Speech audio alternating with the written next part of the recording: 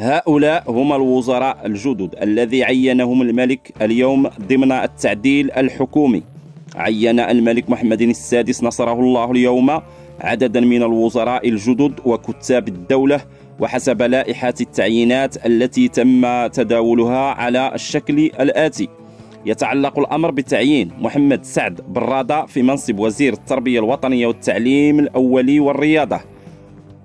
أمين تهراوي وزيرا للصحة والحماية الاجتماعية. أحمد البواي وزير الفلاحة والصيد البحري والتنمية القروية والمياه والغابات. عز الدين ميداوي وزير التعليم العالي والبحث العلمي والابتكار.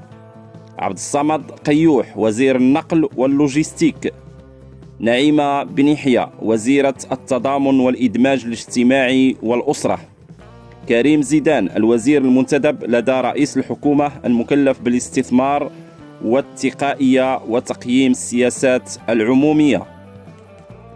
أمل الفلاح السرغوشني الوزير المنتدب لدى رئيس الحكومة المكلفة بالانتقال الرقمي وإصلاح الإدارة. زكية الدريوش كاتبة الدولة.